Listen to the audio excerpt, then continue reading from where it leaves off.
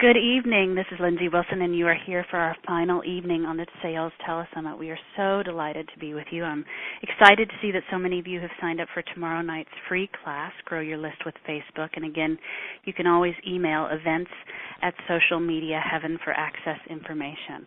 So without any further ado, please allow me to introduce Michael Bernard Beckwith.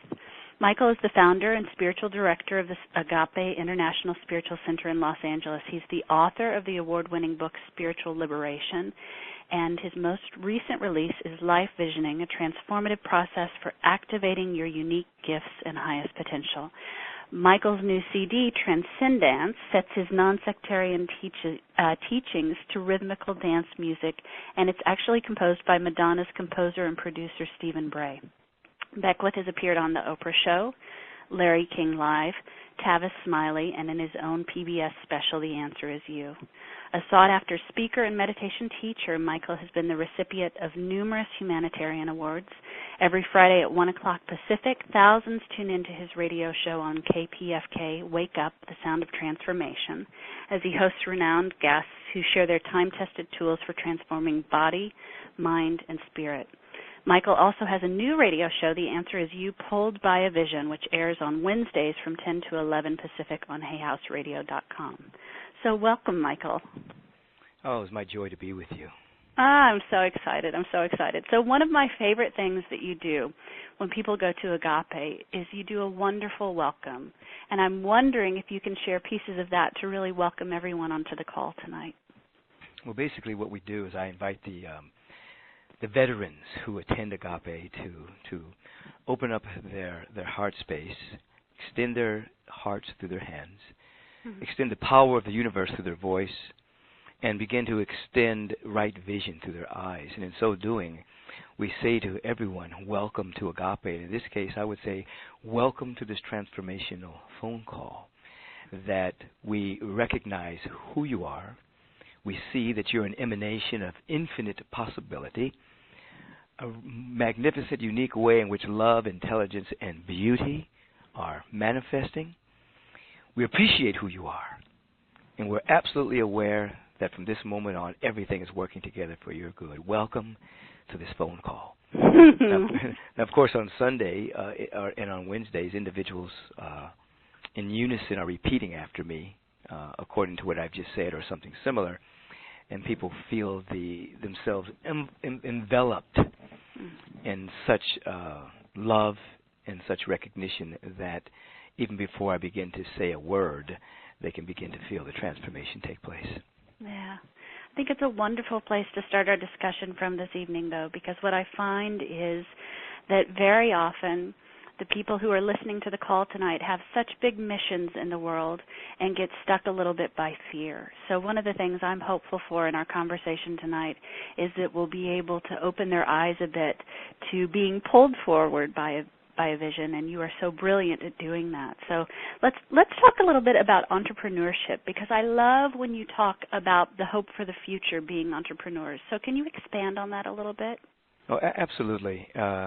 Artists, visionaries, entrepreneurs, people who have an entrepreneurial spirit is actually the hope for our society, primarily because until that spirit is activated within you, people have a tendency to look outside themselves for their good, to look out to governments and other people and things like that to help them out. But when you have a creative entrepreneurial spirit, you're looking within yourself.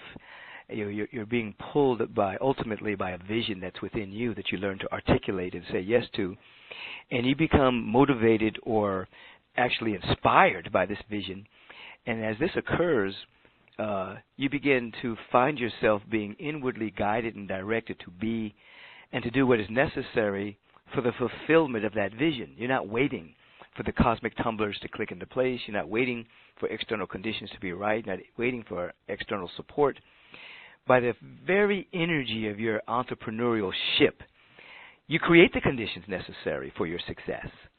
You create the conditions necessary for guidance in a language and in a way that you can understand to begin to move through you.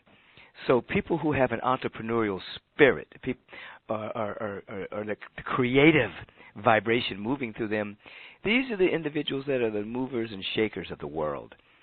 Their conversation is different. Their conversation is about what's possible, what can possibly happen, not merely the obstacles, hindrances, or obstructions that we're facing, but what is it that's possible that can happen in the world? And they begin to walk in that direction, and then they're amply and duly supported by the universe. I love it.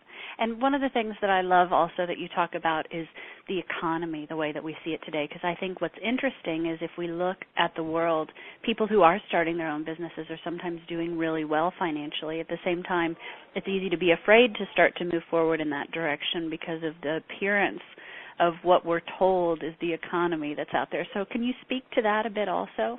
Well, we have to make our own economy, basically. And, you know, I've often said that when, in fact, before 2008, and people began to say that the economy was slowing down and that we were heading for rough times and that there was scarcity and a lack about to be a part of our experience, you know, nature didn't get together and say, you know, we're going to slow down as well. The apple trees didn't get together and say, you know, there's a depression coming shortly. We can't produce more apples. The grass didn't get together and say, we can't grow anymore. The peaches didn't get together. You see where I'm going. The tomatoes didn't get together. Yep. Nothing stopped. And so nothing really stopped in the universe. Everything is still unfolding and progressing according to divine order. And the only thing that has shifted is the perception of humanity and an immature economic system. An economic system that has basically a hole in it because it's basically built around non-sustainable energy sources. However, there is another way of looking at all this. The energy, as we all know at this stage of our development, that energy is never created or destroyed. So there's nothing missing, and there's no lack, there's no limitations, there's no scarcity anywhere. That's only in our mind and how we approach things through an immature economic system. So we have to begin to think outside of the box of the present economic system. And when an individual has a new idea for a business, when an individual has a new idea to serve humanity, that idea becomes the currency that brings with it everything that is necessary for the fulfillment of that idea, which then brings the condition for harmonious prosperity and wealth and success and well-being. And just as you've already mentioned, there are people prospering right now. There are individuals in this economy that have come up with the new ideas and new ways of doing things, and they're prospering because of it, because they're not thinking about what they don't have, and they're not thinking about that the economy has shut down, nor are they depending upon some external force to save them. They're basically saying, I've got an idea, and I'm going to do what is necessary to bring this idea into fruition. If it helps humanity, if it serves humanity, if it makes life a little easier, a little better, provides the context for greater peace, greater self-realization, it's going to succeed, and it's going to bring the coin of the realm as well as peace of mind. And so prosperity begins and ends in the mind and the heart of an individual, not in an economic system. That's just the byproduct of old, stale, condensed thinking. I love when you say it's not like all the money just got up and went away. Right. I mean, aliens didn't arrive on Earth. You know what? We're going to suck all the money off the planet. It's all made somewhere by treasuries anyway. You know, just printed on a piece of paper. It's a note of promise. It's called a promissory note, simply meaning that I have this note, and if I give you this note, that means it's going to be an exchange of energy. You're going to give me some bread that you used energy to make. You're going to, I'm going to give it to somebody, and they're going to teach my kid in college. It's going to be all that money is exchange of energy. It's just, and when it stops flowing, and then energy exchange stops and things slow down. But it's not anything major in of itself, other than a note that energy is exchanging. And aliens didn't suddenly show up and say, I'm taking all the money, and therefore you're not going to have anything. No. That. We can exchange energy, become creative, entrepreneurial, make a difference on the planet, and then watch the promissory notes continue to flow into our life. Yeah. one of the things that you've taught me, and this is absolutely paraphrased, but that when something looks like a problem, it really is God or the universe looking to express more God through you. So I love the idea that if you're an entrepreneur and it's scary to think about going out there and starting a business, it actually may be God knocking on the door saying, do more, be more. Oh, absolutely. A problem is emblematic of our present paradigm or our present point of view or perspective, our way of thinking. And when we're stagnant, and then we find that it condenses itself as a particular issue in our life. Mm-hmm. So I teach that behind every problem, there is a question trying to ask itself. And behind every question, there's an answer trying to be expressed. And behind every answer, there's an action trying to be taken. And behind every action, there's a way of life trying to be born. So individuals have a tendency to ask disempowering questions. Why me? What's going wrong? Who's to blame? Whose fault is it? These are questions that do not lead to any empowering, life-changing answers. If there's an issue in our life, we have to be aware that because the universe is progressive, it wants us to ask a question. And so if it's about supply or prosperity, we're to ask, what is the nature of prosperity? What is the nature of success? And instead of, why can't I be successful? What's wrong? Who's holding me back? What's to blame? What is the nature of success? What is the nature of harmonious prosperity? And if we sincerely ask that question, the universe cannot deny answering it. And it will begin to give us inner promptings. It will begin to give us guidance in a language in a way that we can understand, and we'll ultimately learn that prosperity is invisible. It's a non-dimensional substance of an awareness that all of our needs are always met. We'll begin to learn the inner workings of prosperity. And then from that question, there'll be an action that we have to take. And the action generally is we have to give something. We have to share something. The surface mind may say, well, I don't have anything to give. That's why I'm asking the question. And it'll come back and it'll say to you, well, wait a minute. I said I'm invisible. I'm non-dimensional substance. Give something. Give what you got. Give a smile. Be of service. Share. And as you begin to do that, that becomes an action, ultimately becomes a way of life, and then ultimately that becomes an opening for more ideas, more energy to flow through one. That entrepreneurial spirit is kicked into high gear, new ideas emerge, and you find yourself starting something out of nothing, as what anything always starts from nothing, from no thing, that is, and you find yourself prospering from an idea. All because you've asked the right questions. I love it. And you said something else very brilliant here in terms of the problem. Our chronic problems is a life message that we're trying to find satisfaction in a world too small. Can you say that again? That's brilliant. Our chronic problems is a life message that we're trying to find satisfaction in a world too small.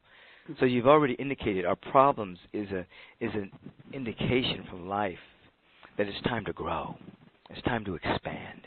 It's time to activate more of the power from within us. It's time to discover more of our gifted nature and begin to share it, because we've been trying to find satisfaction in way too small a world and to eke out our existence from that small point of view, and therefore we have a problem. But the problem is saying, you're trying to be happy in a world that's too small for you. It's time to grow now. It's time to unfold. I love it. I love it. So let's talk about some of the things that people face around sales, some of the issues that come up underneath, and I can throw out some things, and if any of them spark your mind, feel free to take it and run.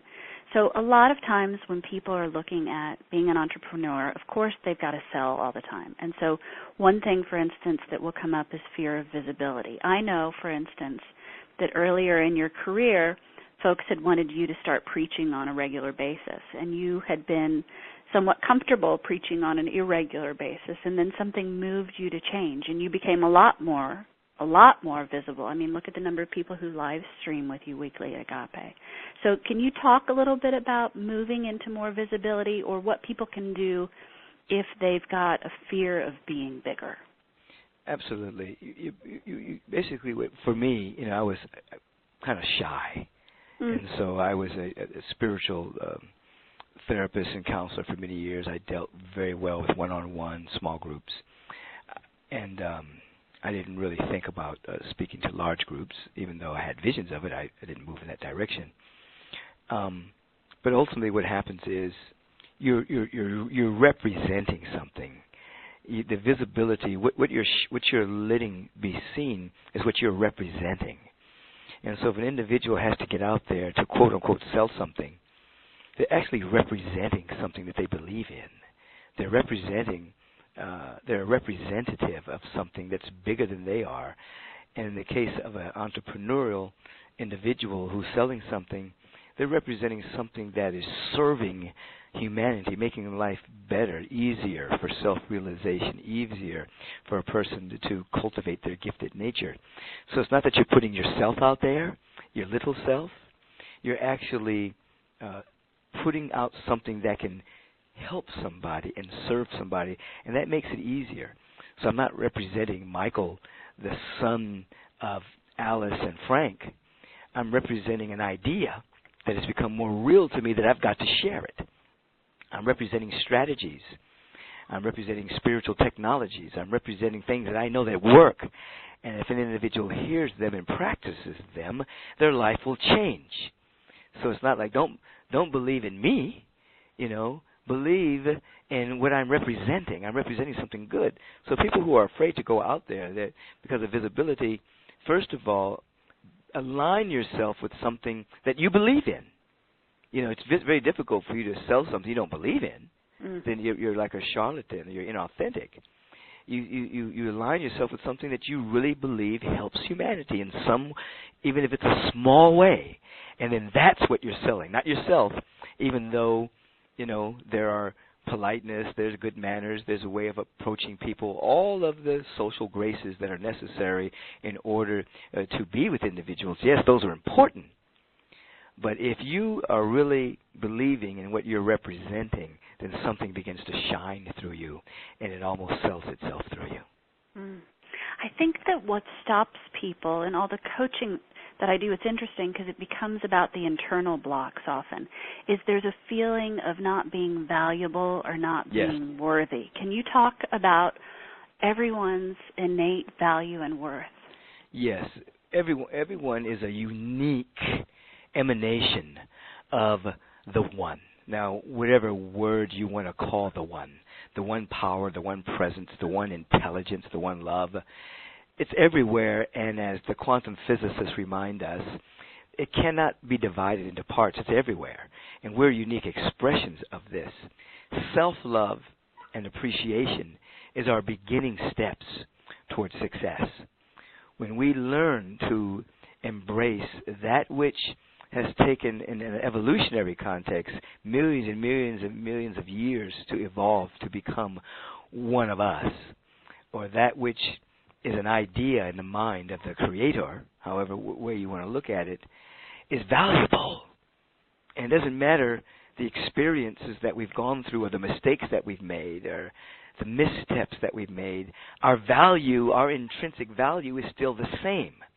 And we're here to discover that and express that. I recently did a workshop here at Agape, Conversations on the Emerging Edge of Prosperity. And I took out a $100 bill, and I said, what is the value of this? And they said, it's $100. I said, yes, may not be worth as much now as it was worth 10 years ago. However, for our purpose today, this is $100. Now, I balled it up and threw it on the floor. I said, is it still worth $100? I said, yes. And I put my foot on it, stomped it. I said, is it still worth $100? Yes. I tore it a little bit. Does it still retain its value? Yes.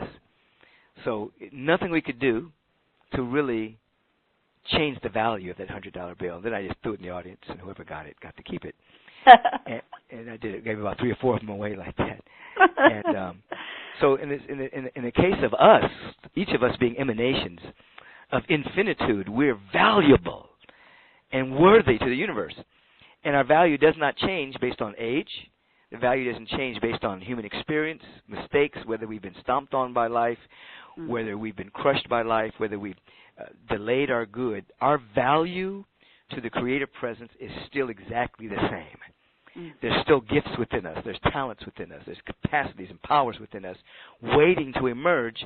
And when we embrace ourselves from that perspective, then that value becomes activated. Just as that $100 bill, once it was unfolded, somebody can go circulate it now and pick up a shirt or pay a piece of tuition for something, for a class, or to buy some books. The value is not diminished. Our value is never diminished either.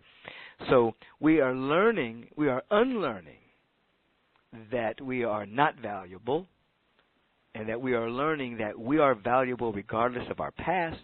And when that clicks in, then the inner conditions become ripe for more motivation and more inspiration to take over our life. Self-love is extremely important. I find it so interesting that in talking to people about sales, when they get that piece, then the money shows up, then the clients show up, then the customers show up. So I find it's just so incredibly powerful what you're talking about, because when we really understand how valuable we are, then the world reflects it. It's all, I mean, I don't need to tell you that, but I just find that with my clients, it's miraculous. It's an internal shift, and then the world changes. Right. The sell becomes the added thing. The sell becomes the extra. What is most important is that we're in love with ourselves. We meet somebody. We share in that space. The connection becomes the important thing, and then based on the connection, everyone's gifts get to be shared. You not only get to bring to the marketplace that which you have, but you also receive in that connection what the other person has as well. And oftentimes it's more than the monetary exchange. That connection pays tremendous dividends of later particular programs and things that would want to be circulated, sold, or whatever the word may be apropos here. But the connection, and then you find like a lifelong connection because you come in contact with somebody from that high degree of self-love and appreciation. The connection is always there. You can always call them later and say, you know what, this has been improved. I thought you might be interested in this. And they may call you. Do you have any of these? You seem like the person that might know about A, B, C, and D. Can you help me with that? So when you make that connection becomes lifelong, and it continues to pay dividends in friendship and in success and in prosperity as the years go on. Yeah, I find that sales can be an extremely healing process for people. Absolutely. A person begins to discover themselves, as you talked about earlier, the internal blocks, and begins to transcend them by transmuting the inner emotions that were connected to the block. The inner emotion of a lack of self-love, the inner emotion of doubt, the inner emotion of fear, projecting worst-case scenarios onto the future. People do that a lot. They'll think about the worst thing that could possibly happen over and over and over again and project it onto the screen of life.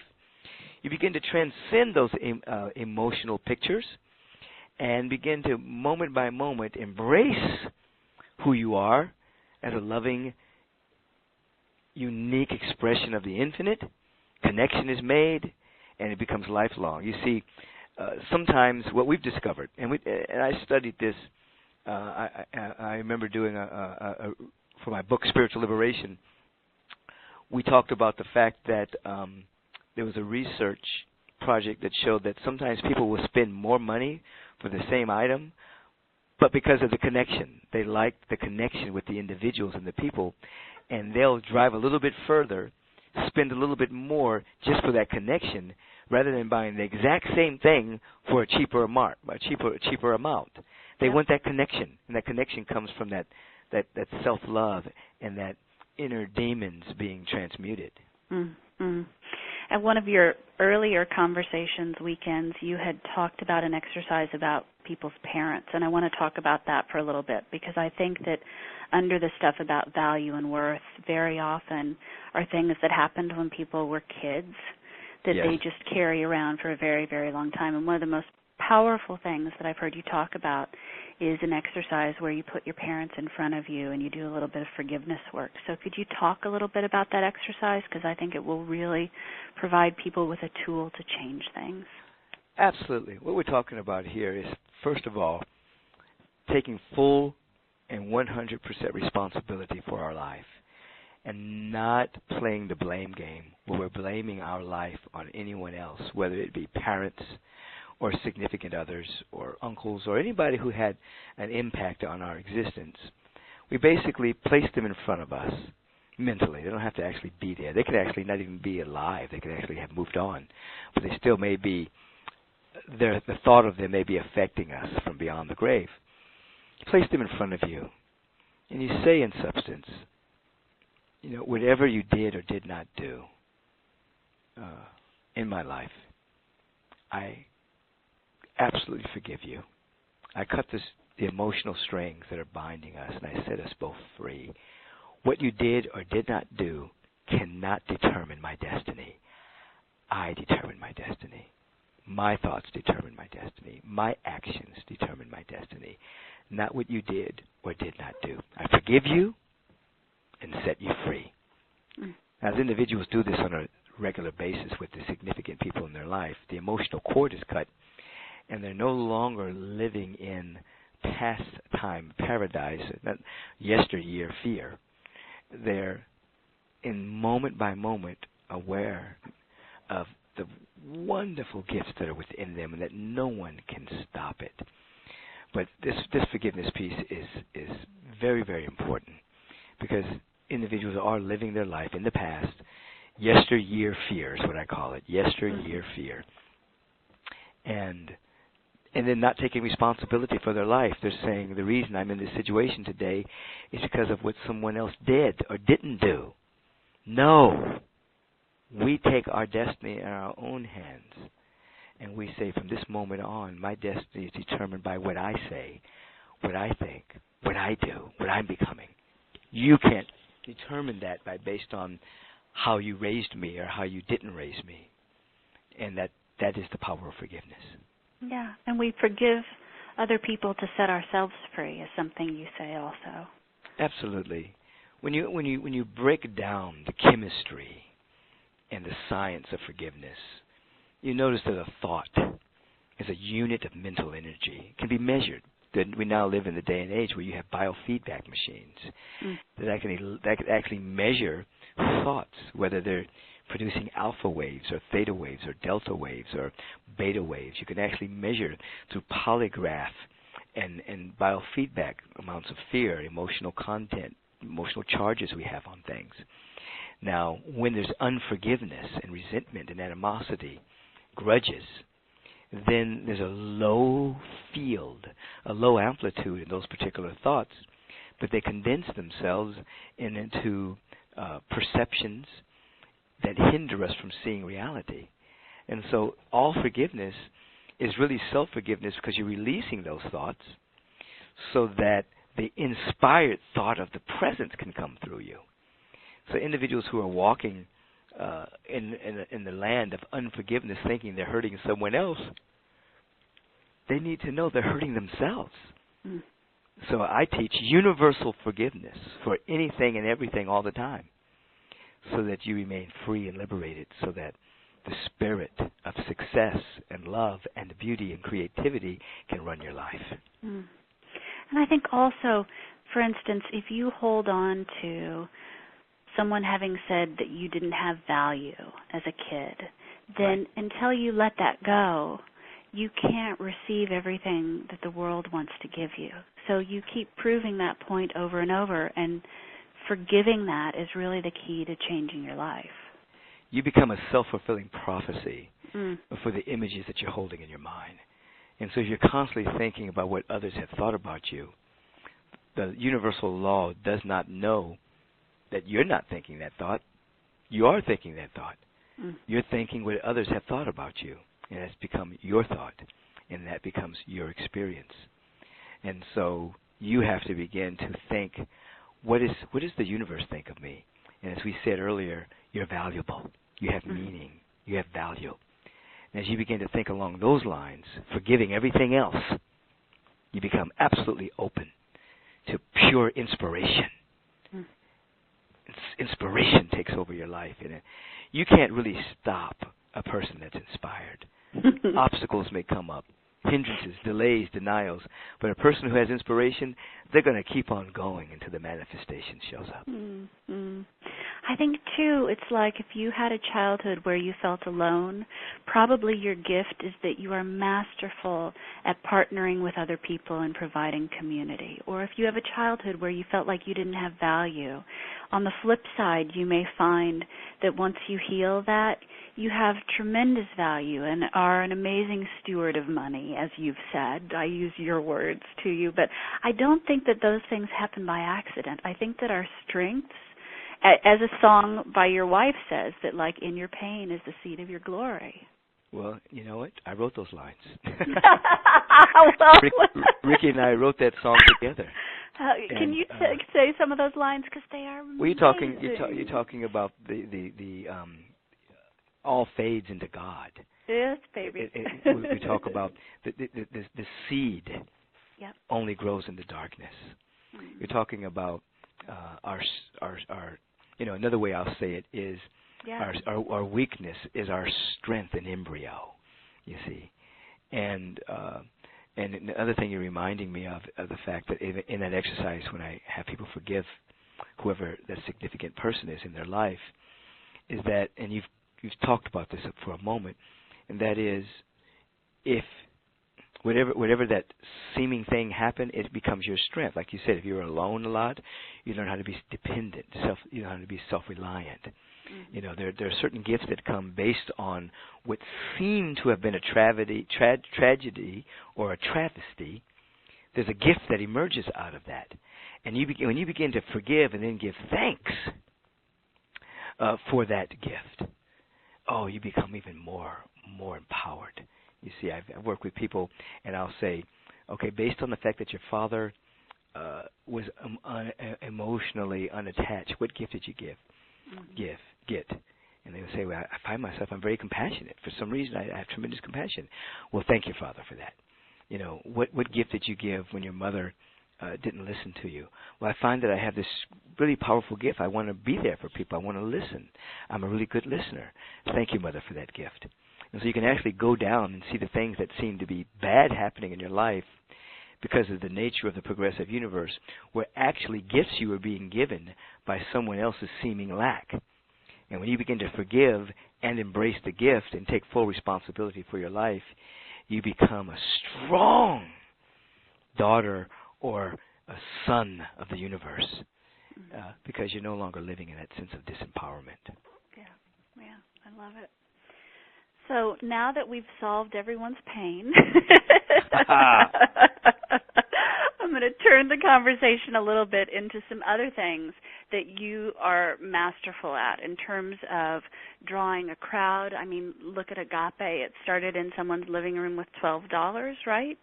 And how many people do you live stream to now? Oh, thousands. It's like 30,000 or something, isn't it? Oh, it's way more than that. We do like 50,000 a week. Wow. We have people that now tune in to Agape from Cuba, from China, from Australia, Canada, Brazil, all the states of the United States, Puerto Rico, Peru. I mean, all over the world, people are tuning into this message, and then subsequently making Agape their destination point, coming to one of my workshops or retreats or a Revelation conference. So it's a worldwide community that's emerging at this point. So how did you go from a small gathering of people, and you know, a lot of the conversations during this telesummit are about nuts and bolts, so I don't need the nuts and bolts. I'm sure there's inspiration that's here that takes it from a small group of people to that many people every week. There's a level of consistency when you seek to. I used to say 330 or 300, and that is I would give the same level of excellence to whether I was with 3 people, 30 people, or 300 people. I didn't change and give one person less because it was just 1 or 2 or 3 people. And then here's a lot of people, I'm going to give them more.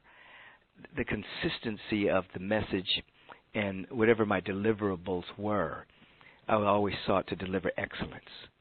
So then 3 becomes 30, 30 becomes 300, 300 becomes 3,000, 3,000 becomes 30,000. Because the main thing that you have in your marketing and in your PR package is word of mouth. And once an individual gets touched by excellence, whatever your gifted area is, whatever your field is, if you strive for excellence in it, let your end result be excellence, and then the universe will pay you for that. Then people show up. If you're thinking about what you're going to get from doing it first, then you've placed the cart before the horse, so to speak. You have to want to deliver excellence. And so I used to say, I'm going to set myself on fire and let people come watch me burn. So That's amazing. If you become on fire with your excellence, whatever it is, people will come watch you burn. You see, they'll show up. They'll get your product. They'll get your advice. Whatever it is that you're representing, they'll want it because you have the vibration of excellence. You see. It must be amazing to have gone from feeling shy to, I've heard you talk about walking around in international airports and people run up to you because they see you live streaming. How has that transformation been for you? Fortunately for me, I love people. I know certain people in my field that don't like people that much, and I wonder how they got into my field. But I love people. So when people come up to me and they tell me they've been moved by my message or by one of my books or CDs or DVDs or something, I just feel good about it. It's just like I get to meet some of the people that I don't get to meet because they're not here in Los Angeles. Yeah. I meet them at the airports, you see, the train stations or whatever the case may be. And it doesn't feel like an intrusion. It feels like just an expression of my life, you see. Now, I'm sure there are moments where I just need to be alone. Left to my own devices, I'm still somewhat of a loner, still somewhat introspective. I mean, I meditate a lot. I do my inner practices. Left to my own devices, I do that. I'm not out looking for a crowd. But when I'm out at the airport or something, somebody comes up to me, it's a beautiful thing. I love it. That's fabulous. That's fabulous. Generally speaking, they have a book and they want me to sign it. That's good. That's good. Well, let's talk for a minute about your books because I love the Life Visioning book that has come out. You did the CDs a while ago. And right. Talk a little bit about Life Visioning because for folks who don't know, they might not have a clue. So the idea is that, and I'll let you fill in the blanks. Yeah, like you say, I have the CDs and the book. The book is the latest iteration of the Life Visioning process, and it carries a lot more examples, a lot more how-tos. And before I say what it is, the beautiful thing about it is it has crossed the lines. You now have your major corporations and businesses introducing the Life Visioning process at their staff meetings, in their board meetings, in their board retreats. You have spiritual communities doing it. You have nonprofits doing it. You have individuals doing the Life Visioning. So it's not just relegated to spiritual communities. It's all across the board. People are opening themselves up and making themselves available to the highest possible vision that can emerge in whatever project they're working on. Now, within us all, and within every idea that comes to a person's mind through an aha moment or an insight, there's an idea in there. There's a vision that's trying to come out. Just as there's an oak tree within every acorn that's trying to emerge, within us there's a vision that's trying to emerge. So the Life Visioning process gives us the tools to begin to capture and to catch what's trying to happen. Generally speaking, people want to tell the universe what they want, But in life visioning, you're actually opening up to what's trying to emerge. It would be like the acorn telling the universe, I want to be a maple tree. I want to be a maple tree. But there's no maple tree within the acorn. There's an oak tree. So within us, there's a unique expression of excellence and beauty and creativity. The life visioning process puts us in a state where we ask the right questions with the right mood field and the right attitude so that we begin to spiritualize our senses so that we can hear the inaudible, see the invisible, so that we can do what the world calls is impossible. And so the life visioning process is for everyone. Yeah. And it's what happened in that living room that became Agape, right? Absolutely. I brought people together in my living room, and people were coming from things they never wanted to experience again, things they wanted to see, and I said, throw all of that away. Do not bring into my living room what you don't want. You know, I went to this church one time, and they did this. I went to the synagogue one time, and I don't want to ever experience that. Don't bring that here. We're not dealing with what we don't want. And we're not dealing with the narrowness of what we think we want. We're opening ourselves up to one, feeling that we're surrounded by a field of love. 2, there's a vision within us that's trying to emerge and does not care about our past. It only cares about our moment-by-moment mindfulness. 3, if you ask the right question, that vision will start to show itself to you. 4, you begin to ask, what must I become in order to manifest the vision I'm now beginning to articulate? 5, what gifts and talents do I already have that can be in service to the vision? 6, what do I need to let go of? 7, I tap into my deep willingness, my sacred yes, and I begin to feel willing to become what's necessary for this vision. And then I begin to embrace the energy through prayer, through right intention, that it's happening. And scientifically, step by step by step, if you do this, you will capture a vision, you'll embody it, you'll articulate it, you'll become it energetically, and it will manifest. It's not wishful thinking, it's not magic, it's science. I recently came back from China, and I was with the Shaolin Kung Fu masters there in China. And the things that they were able to do, many of them, were beyond belief. And somebody looking at these people, running up to the top of this mountain that would take 40, 50 minutes, sometimes an hour and 10 minutes, coming back in 7, bounding up the hill without barely stepping a step. I've seen many things. But it wasn't magic. It was pure discipline, step by step, doing something every day until that power was ignited, until the chi was raised, until they could do what they do in terms of their meditation, in terms of their practice. Same thing with life visioning or any other spiritual technology. It's not magic. If you do it every day, then at the end of a period of time, there's something that happens, you see. And this is, I call it a blissipline. This is what blissipline is all about. Whether it's to be prosperous, to be successful, to be healthy, to heal a disease, whatever the case may be. If you do the right thing enough times over and over and over again, your life will change.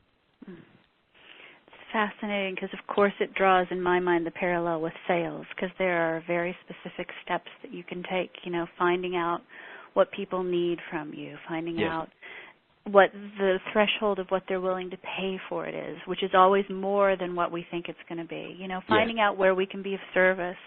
And those things absolutely work. So it's fascinating to me because I think that, you know, there are places that all of us think there's magic or look for magic or know there's not magic. And I love that the life visioning process is not, you know, just affirmations and a vision board, and it doesn't work. It's a process that really moves people forward. Absolutely. It's science. You do certain things happen. You ask certain questions, there is a response. You start to grow in areas of your life that you didn't know you could grow. Yep. And so, therefore, the small group of people in my living room actually were set free as the living ambassadors of the vision. And It's not that they were highly skilled in particular areas that I needed at that time, but they carried the vision to such a degree that when people saw the sunlight in their eyes, they dropped their tools and followed them. And they came. And they came, and they still come. People take classes at the university. They take classes from me, and they get captured by a new vision, and then more people come, and more people's lives change. It's love at its best. Yeah. I find there's something really powerful in community also, because I think that when people are trying to do things on their own, like had it just been you in your living room. No, you always want to be around an attractor field that's larger than your own, which is why I went to the Shaolin Temple, which is why I go leave the country sometimes and go meet with certain masters, you see. And in community, when a community creates a field, you see this, we can measure a gravitational force field, You can measure a magnetic field, the Gauss of a magnetic field. Even though you can't see it, it's there, it's affecting you. The magnetic field there's negative fields that are affecting us too. There's electrical fields that run through our wall that come through fluorescent lights, things like that, and they affect you.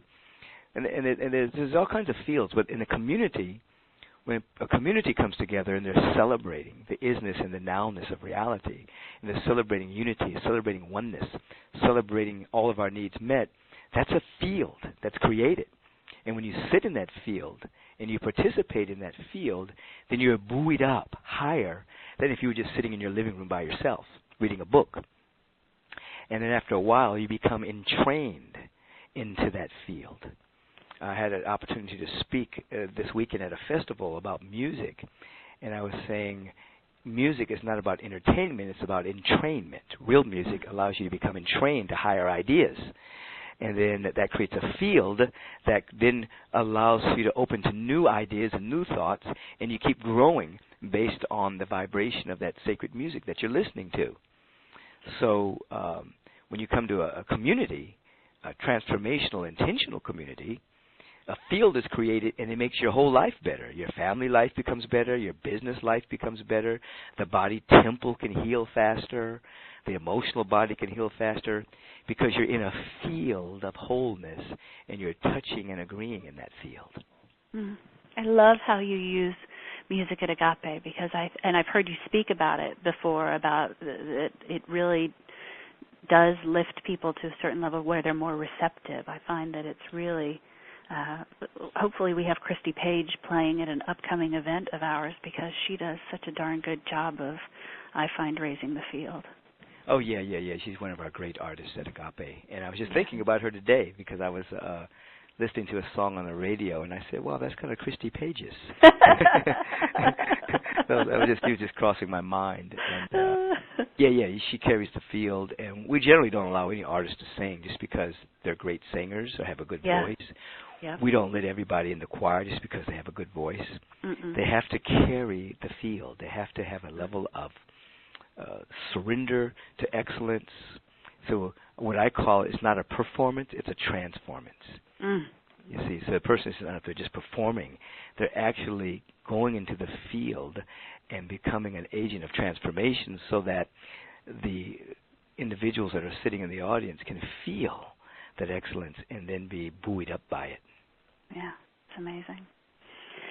So I find that there are some spiritual truths that reflect themselves in sales, and I want to run a couple by you to get your input, because I'm sure there's spiritual law that follows suit with what they're saying. But do you mind if I give you some of my thoughts on what I see happening in the present in the world secular of sales? world. Yeah, exactly. Sure. And then you can tell me how that reflects. But I find that there's I have to say, my husband says to me, the story that you love the most, and I thought it would be a story about when we met or something, he says, you always talk about Jesus in the temple with the money changers. And I found that really fascinating. And I think that where God and money meet is a hugely fascinating topic for me. So I'm going to run a couple of these by you, and I would love to hear your perspective.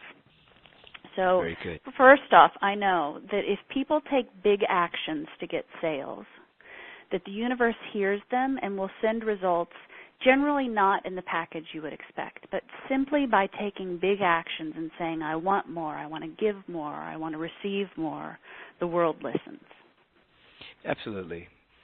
Well, another way of saying that is the presence of God, this universal presence, is our source of everything. And when we take a big action in the world, or establish a great intention, let me put it that way, then every good that happens from that is coming from the presence, even though it comes through the channel of a being buying something from you or going into partnership with you. That intention that you establish is actually coming directly from the presence of God or the universal wholeness, whatever language you want to use there. Individuals must be bold.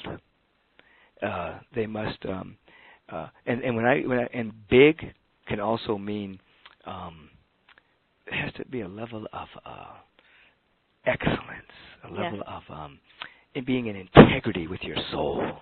You see, so it's big because you're stepping outside of your present way of thinking. You're coming out of your comfort zone. There it is. Yep. You're coming out of your comfort zone. And when you're coming out of your comfort zone, then you're on a growing edge, and you're becoming more yourself. And then the universe feeds that back to you as you having more because you have become more. I love it. I also, here's another one, and I'm going to say it in a really secular way. Yeah. But once I heard a gentleman say that if you want a millionaire to buy from you, you want to approach them and gift them something, because millionaires are always used to being asked to purchase things. And so in the gifting, then they're more likely to purchase. So to expand on that, your thought about giving, I love, because I've found a huge way that I've built my business is to really approach places where I feel moved and give in a big way, and the world again gives back to you, even if it's not the way you would expect. Absolutely. The giving and serving. There's two things I want to say about that. One, we want to look upon it as regifting, primarily because the universe has given us everything already. We are walking miracles that contain the entire universe within us, but we have to circulate it. We have to give it. We have to shine it. We have to share it. We have to serve others. And in doing so, we are regifting the gift that has been given us. So we're actually jump-starting the gift that is within us. And through giving, we begin to remember that we already have something. And as the law states, he or she who has, more is given. And to he or she who has not, even that which they have shall be taken away. So if you begin to give, then on a subconscious level, you start thinking that you have something to give. That becomes your law, and then more comes to you. But if you think you don't have, and you stop giving, you cut off the flow, and then you have less to give. And then you have less. That's the law. Yep. I find if people are not in a place where they're selling anything, the most important thing they can do is go out and use their products or services in the world to just get that flow started again, because it's like they've taken all their toys home and they're like, I'm not going to play with any of the other kids. Well, none of the other kids are going to come over and ask you to play, so you just take your toys out there, you start playing, it unblocks it, and it allows you to receive more. Absolutely. There's a story of, true story, of the monks at a part of the Himalayas. Some people say the Himalayan mountains, but the Himalayans, and they would live on top of the mountains, and they would pray, meditate for enlightenment, and they would also pray for the town below them. And whenever the town got caught in the scarcity thought, such as we're in the scarcity thought now in the world, in the United States, there's a big hypnotism around lack. Whenever that happened and people stopped giving and stopped sharing and started hoarding, they would come down, get out of their monk's robe, and they would put on beggar's outfit and pretend that they were homeless. And they would stand up and ask for alms and food and money. And then people would start little by little giving them coins. And when they started doing that, their prosperity would start coming back again, because they would start to see that they had more than enough. Obviously, they had more than enough that they could give something to a beggar. And then the town's energy would shift, people would stop hoarding. They'd start circulating and sharing. Prosperity would come back, and they would go back up to the top of the mountain, take off their beggar's robes, and put back on their monk's robes. Their job was finished, to get people to give again, to circulate. Brilliant. Utterly brilliant. I love it. So I want to make sure we talked about music, and I want to talk about your CD for a moment, too, because it's amazing. It's Transcendence, and they can purchase it. They can go to agapelive.com and purchase it through the bookstore, right? Yeah, they can go agapelive.com, agapeme.com, or amazon.com. Yeah, it's absolutely wonderful. When I first heard about it, I thought, well, this is going to be really interesting. A dance music album and it's fabulous. You know what? Right now, the major synagogues and the major temples are movie theaters and concerts and radio stations. There we go. And so all we did was take my message and my word and thought and put music under it. And I went into the studio and overdubbed some of it, and some of it was just lifted. Most of it was just lifted right from my talks. Wow. And then tweaked a little bit, and then I went in and did a little bit more. And Stephen Bray, who was Madonna's producer for many years, put together the music, and we married them. So you basically have a transformational message with dance music. So you don't have to censor it. You don't have to wonder if profanity's about to come down the pike. You can basically put it on for your kids. It's right now being used in the New York school system. It's being used in clubs. It's being used in workout facilities, yoga studios. It's being used in parties, coffee houses. People, it's just going, like the life visioning process, it's just going across the board. Yeah. There's also an 11-minute, 9-second meditation as track number 9, in which people are invited to discover their real reason for being here on the planet. So it's a powerful CD that people just love. The kids love it. They come up to me and start singing, "Who loves you, baby? Who's got your back?" You know, I'm going to paradise, and I'm taking you with me. You know. That's awesome. Yeah. So, what's your real reason for being on the planet? My reason for being on the planet is, one, a continued self-realization, and to be assist with the next stage of human evolution, to be a point of inspiration for people to become their highest and best selves while they're on the planet, and not leave any of their giftedness on the planet before they leave.